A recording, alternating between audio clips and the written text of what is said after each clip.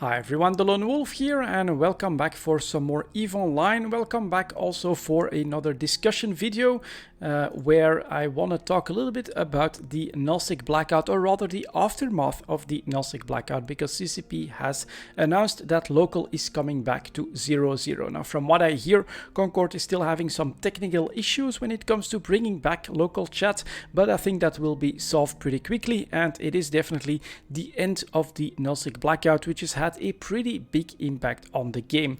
Now, I myself am a high-sec care bear, so my personal playstyle was not really impacted by the nullsec blackout, but I think if you follow the game in any way, like on Reddit, on the forums, and even in-game, if you took a look at the economy, it was undeniable and unescapable that the nullsec blackout was happening and that it was having a big impact on the game. So I think I want to talk a little bit about that. Feel free to comment mistakes that I make, because as I've said, this is a little bit of an outside perspective, but I do want to analyze it because I love EVE Online, and this is definitely something big that happened in the game. So first of all, if you want to follow along, you can go to eveonline.com, click on the articles link, and one of the latest new articles should be this one, nullsec blackout concludes, and that brings you to a pretty short announcement from CCP that basically explains that local is coming back to 0.0. And there's a couple of sentences that I want to highlight here. If you want to read it all for yourself, definitely do so, and especially if you want to give feedback, there's a link to the forums here, and I think that feedback will be welcome from CCP. So first of all, here, over the course of the blackout, they've seen some substantial changes in player behavior and a massive impact on those they believe to be suspected of botting. The duration of the blackout wasn't specified in order to allow them to gather information without a hard deadline for concluding it. And then the second one is this last sentence here. The blackout has given them incredible amounts of insight in terms of player behavior, sentiment, and ability to adapt to rapid short notice changes.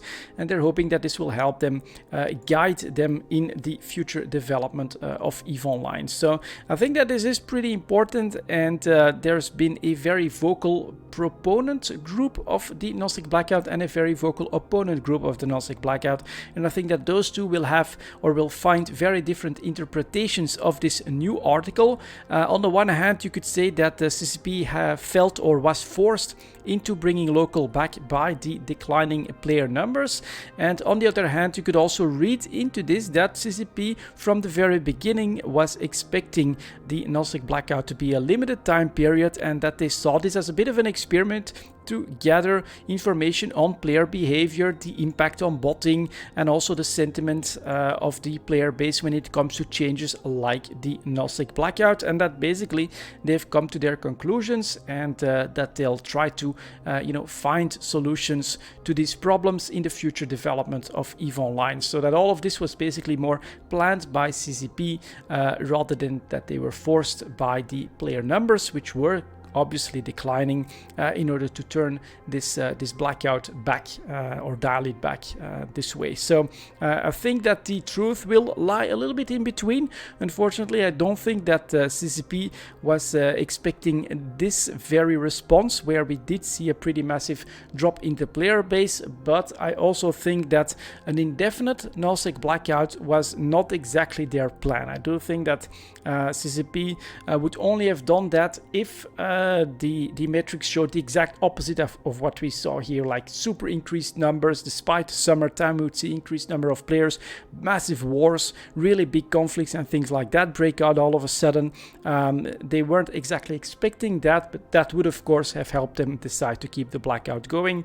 We saw a little bit of the opposite, and as a result, local is coming back, or should be back in fact, in the game. So I do think that CCP was fully ready for a drop in activity, and was ready at a short notice to bring local back and basically to stop the blackout. All their announcements pointed towards giving themselves room for that decision at basically any time. So lessons from the nullsec blackout, I think that there is definitely lessons to learn here, and I would say the very first one and the very noticeable one is of course that they have to bring back local, or that they're bringing back local. And so I would say in a sandbox game like EVE Online, which is quite unique, CCP doesn't have an easy job trying to balance and manage this game. It is very hard to take something away, especially a mechanic that has existed since basically the introduction of the game, or like a decade or more, like local in 0.0. It will have an impact on players that have established themselves, that run certain activities in EVE Online, and well, if it's something like this, then a large portion of them are just not gonna look for an alternative, but are going to vote with their wallet, unfortunately. Is everything negative when it comes to the Nullsec Blackout? I don't think so personally, especially this sentence here. I think that the impact on those they believe to be suspected of botting, I think is exactly correct. I think that over the course of the last few months we've seen a massive impact and a massive change in the economy that has shown that the value of effort of the players in game has increased a lot, and especially the decreasing price of Plex, I think, indicated that. So my personal hope for this is that this will have helped CCP understand the botting problem in EVE Online a little bit better, and that they can renew and maybe even step up their efforts against it, because it is pretty obvious if we look at the impact on the economy that botting is a real risk for the game. Automation that ends up devaluing the efforts of players in your game is something that really threatens the longevity of the game, and I would say if there's a positive to be found immediately in the results of the Nullsec Blackout, is that CCP will have learned lessons about botting and should be super motivated to try and fight it in order to keep the game healthy and in order to keep the economy healthy, and that there's obviously ways of doing it as well. I think that it's not only the Blackout that will have had its impact there, but also those Triglavian scouts that go after AFK miners and things like that, that will have given CCP lots of information on botting and perhaps ways of combating them without impacting the player base negatively and things like that. So yeah, on the fight on bots, I think we will see progress from CCP when it comes to the Nullsec Blackouts. Next up, yeah, another lesson here is that I think the horizontal expansion that I'm seeing CCP try with this right here, this picture, the Triglavians in the game, is probably a better option than ripping out a decade-old mechanic from the game. So the way I see these Triglavians is as a very nice added pillar of activity to the game. So they're their own ships, they're their own ways of acquiring materials, of acquiring BPC, so they're their own industrial pillar and activity to engage in with the Abyss, with the scouts to hunt, with the new anomalies now, which I really like. Challenging anomalies in high sec for veteran players in battleships is something quite unique, a step up, which I don't think you can endlessly keep adding layers on top of each other, but if you want to add more stuff and try stuff in the sandbox, I think expanding it is always better than reducing it, especially, as I've said several times already, something that has existed for over a decade. That's always going to be a very difficult proposition in a sandbox game. So hopefully CCP can keep up with the horizontal expansion, and they can keep the game interesting and the players motivating, giving them more and more stuff to do. But I think to end my analysis of the video, there's now lots of discussion on, was it good, was it bad for the game? Are Sinos a problem, right? The Sino change is very controversial as well. Problems around the structures, too strong, too easy. All of that is definitely coming to the forefront now that the Nullsec Blackout is ending. But I personally am of the opinion that there is one big root cause that is exacerbating and accelerating all these problems, and those are the skill injectors. Now, I don't think they'll go away. I really think that from a business standpoint, they're just too good, because there are always whales out there that will inject a Titan pilot, that will inject half a dozen Rorcal pilots, or whatever becomes the new meta right away. But this was the fear that I first expressed when the skill injectors were announced in the game. It is that they would be a massive mortgage and reduction on the longevity of the game, and they would massively reduce CCB's ability to balance the game and to give themselves time with content to create new content. Because, well, if you create something that all of a sudden becomes becomes the best capital, the best mining ship. Let's say that they would introduce a Triglavian mining ship that's better than the Rorqual and even create a massive skill line in order to work your way there. Unfortunately, the established and organized player base is going to find the shortcut of the skill injectors and is going to take advantage of that.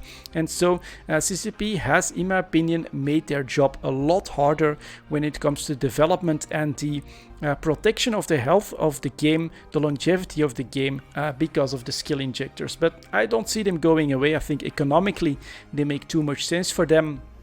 But as a result, CCP does have to, well, try to find ways of balancing the game and keeping the game interesting and healthy without getting rid of the skill injectors, which I don't see happening. And stuff like this, I'm very positive on the one hand that CCP is willing to make these experiments like the nullsec blackout, like the changes to the Sino, and is also willing to revert them once they have the data and once they conclude that this is not exactly the right choice for the game. In fact, I think when it comes to the nullsec blackout, that most people don't think bringing local back the way it was before is the best choice either. I think lots of the discussions were for an in-between solution, like something that I've seen quite often is like a delayed mode that lasts while you jumped in the system and you're still under the gate cloak, for instance, that you don't show up there, or perhaps even a slight delay in local itself across the board. I think most players would find a middle ground there, but that of course takes quite a bit more development time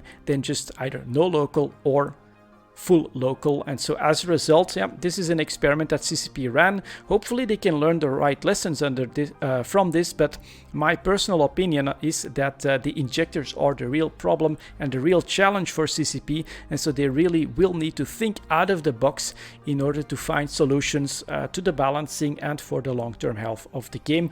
I think that they can do it. EVE Online is a unique game, in my opinion, biggest and most unique sandbox in gaming at the moment, and yeah, still the greatest game. So I hope that it continues forever and that CCP can find the right answers here, but I do see that they've made it very difficult for them because of the current state of the game. I would love to read your opinions and your thoughts in the comments as well, but as I've also said, if you want to make your opinion known to CCP, I think the forum link here on the article is the best way to go. Try to stay positive there, right? I think that every single change and every single option for the game has both positive and negative aspects. Obviously, losing lots of players to the nullsec blackout is not good, but seeing the effect on the economy and the botting problem, in my opinion, was something that we can learn a lot from, and hopefully we can help CCP develop EVE Online and keep it here forever. I'm certainly planning to stay here as long as I can. Anyways, that's it for this video then, guys. Thank you very much for watching, and as always, I'll see you next time.